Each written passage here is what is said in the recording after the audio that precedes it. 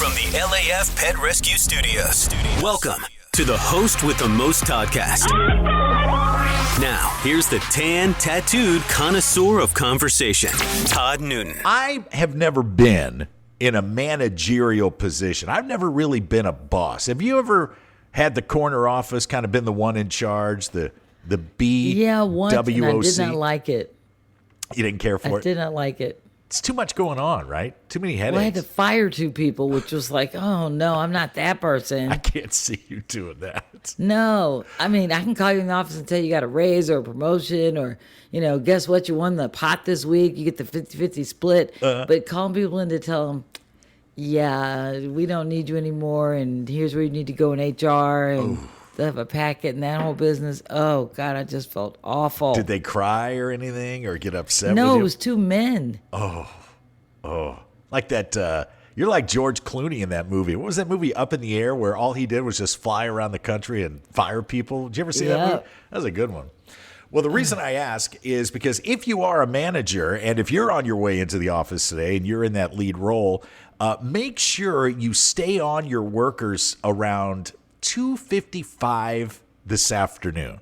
2:55, just a few minutes shy of 3 p.m., has been confirmed by experts as the least productive time of day. 2:55. 2:55. That's the clear winner. It's right about the time. Think about it. It's right about the time you hit that after work drop.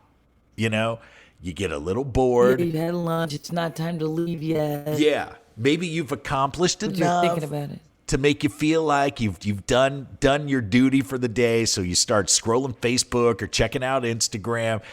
They asked this university over in England asked close to 1,000 workers, adult workers, what time do you start getting a little lazy? And it was about this time, 2:55, 3 o'clock.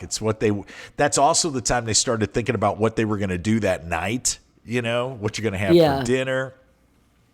Your significant other is probably texting you right around then saying, can you get out early? Can you meet me? How do you feel about chicken? Right. Or your buddies are like, come on, man, let's go have drinks. Let's bail out of here. It's 3 o'clock. Let's go. Let's go have drinks. But I guess that kind of makes sense. 2:55. You've done your FaceTime. They've seen you around the office. It's like that old trick you used to do where you had a spare purse and you kept... The throwdown purse, baby. The throwdown purse. Maria used to have an extra purse and she would put on the top of her desk and then leave the office with her real purse just so everybody thought she was still there. People think I was still there. Just make sure you have a friend that's going to cover up your computer for you and you're all set. That's outstanding. What time do you start kicking it on an autopilot? Slacking? Let us know. Hit us up on our Facebook page. We've always got it open here on our monitors. Best way to get a hold of us. Glad you're with us. It's a Todd Newton Show, and there she is, Miss Second Purse herself, Maria Todd. This episode of the Toddcast is brought to you by the Tattooed Traveler YouTube series. Don't miss out on your first-class ticket to adventures around the world.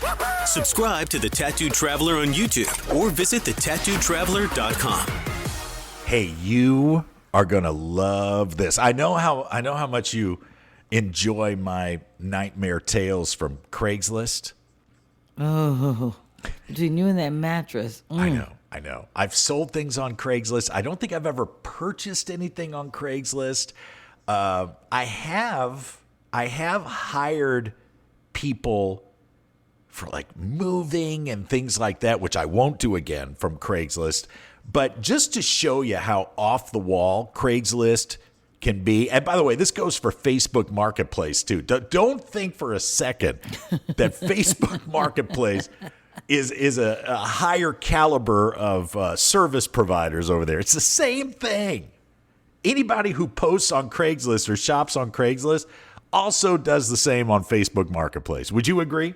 I would agree. Yeah. I'm that person. If it's free, you know what you're going to find. These are actual ads, Maria Todd, from Craigslist and or Facebook Marketplace that I don't. First of all, I don't know how these ads got approved. I was always under the understanding that there had to be some kind of vetting going on. There had to be some But these got through, okay? Here's one. Honda Civic for sale. AM, FM, CD player. Low miles. Good condition. So far so good on this Honda Civic. Mm-hmm. Speaks Spanish. That's the ad. Now, I'm guessing, that the person selling the vehicle probably is Spanish speaking. And, they did a pretty good job with the ad, but the car doesn't speak Spanish, obviously. If it did, it'd be worth twice as much. Right.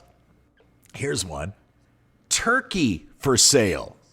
Actual ad on Craigslist or Facebook Marketplace. Turkey for sale. Partially eaten. Only 8 days old. Both drumsticks still intact. $23 or best offer. OBO, baby.